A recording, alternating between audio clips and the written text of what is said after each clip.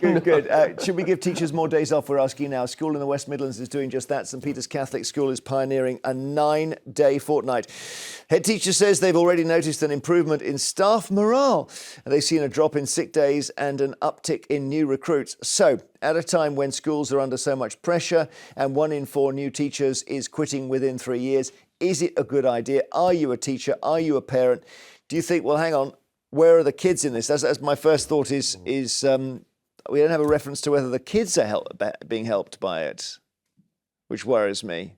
Right. So I think there's a really, really, really big crisis with the teaching profession, where teachers are now having to basically be like social workers at work. It's not just a case of coming in and teaching. I actually did a big debate in the House of Lords yesterday. I did a speech on special educational needs, because that is something which is such a growing phenomenon, and teachers just do not have the bandwidth. You've got a massive rate of teachers dropping out of the profession, so training and leaving very quickly. So I think we've got to try and find ways of encouraging teachers to stay in the game, stay in the profession. Many of them have burnout, many of them got severe mental health issues, sick days are really high. Yeah. So if this is a project in the West Midlands, which is giving people a day off every fortnight, and they have got the staff to make so the kids are being taught, and this acts as a bit of a pressure valve release to make teachers stay, then I think this is worth looking at. Charlie. Yes. Yes, Jeremy. I'm guessing you don't really approve of this. No, I mean, I don't. I think it's the reason that you were saying at the very start. Where are the children when you think about this? Schools are for kids, and since the pandemic, kids have lost out so many hours of teaching. I think offering just this idea of 1 day off every 2 weeks is ridiculous. I'm all for actually looking at the timetables and schooling. I'm actually, I would like to review the 6-week period that people get off for summer holidays, because actually when parents actually take their kids on holiday, they're being whacked by the most expensive airfares and hotel costs, and that's the only window you can take your kid away. Well, the teachers are too, remember. Teachers are too, exactly, yeah. Yes. So, but I would look at that. If you want to redistribute those days into the calendar year, that's absolutely fine. But the idea that a parent now sitting at home thinking, oh, that'll be very good, my teachers can have a day off once every 2 weeks, that is absurd.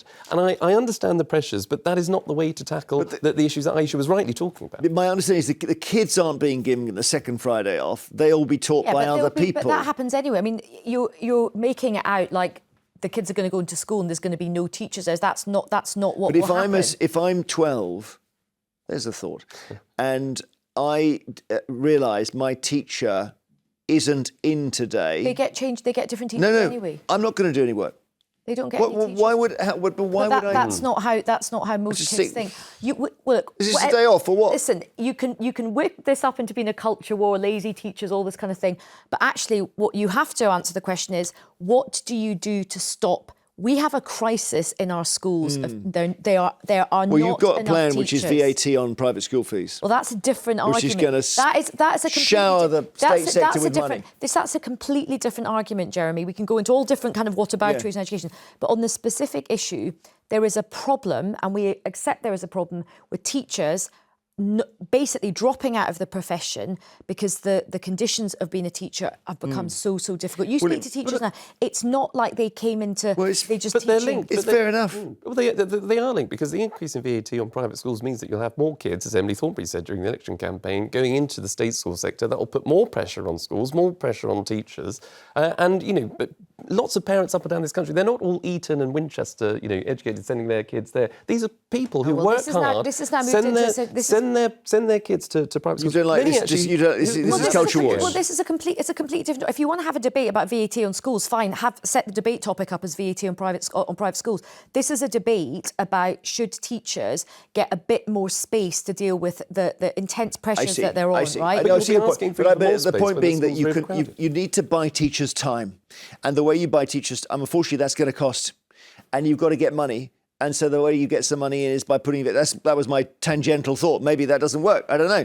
But in the end, you have to answer the question: what is the way that you stop teachers leaving? Right. I recently did a big event with head teachers of primary schools, and they were saying that it is so difficult now to get people into the profession and get people to stay in the profession. And you can I talk. don't know the oh, answer. Well, maybe it's an better- impossible job. Better conditions would help. I don't know. Particularly when you have got rising things like, as I said earlier. I mean, it's worth looking back at this debate yesterday, in fact, led by a Conservative peer, a fantastic woman, Baroness Monckton, who was talking about the pressures on education as a result of growing special educational needs as well. So teachers are under a lot of... I know it's really easy to slag teachers off and say that they're all lazy, but they are under a huge Well, my amount of dad was a pressures. teacher, so I would never say that. He worked... I was going to say he worked very hard. I don't know if he worked hard. He loved his job, but he was a teacher in a higher education college. So it was a slightly different thing. He didn't have the same level of behavioural issues you get lower down. And he taught maths happily for 40 years. So, you know, I'm on their side.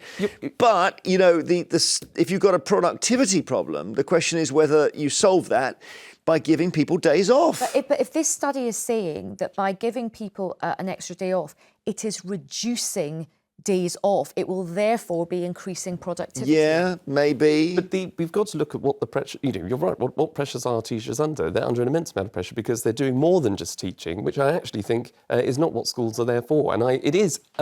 what paperwork and all... Well, it's shocking that you hear kids today that turn up to school who don't know how to brush their teeth. Teachers may have to supervise their kids in their school. We also have children coming hungry to school because of the cost of living crisis, because of things like austerity. But that should be taken away from the school. I think there is parent responsibility in a lot of these areas. There is societal issues that need to be addressed that take that pressure off the public policy thing, saying the hallmark of a good society is the education and welfare of children, all children.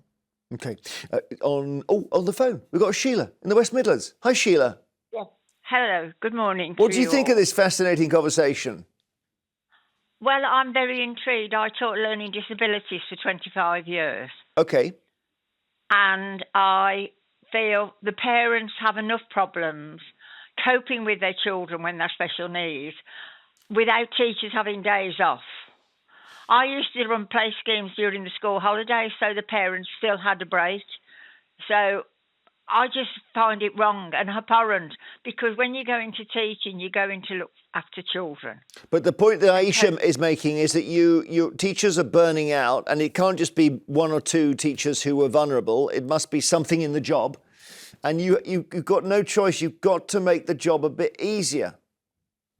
I appreciate that, but then sometimes I'm not sure. I was trained as a teacher of special needs, not a normal children, and I found I used to run, as I say, play schemes in the school holidays. Yeah. Because I knew the parents couldn't even cope then.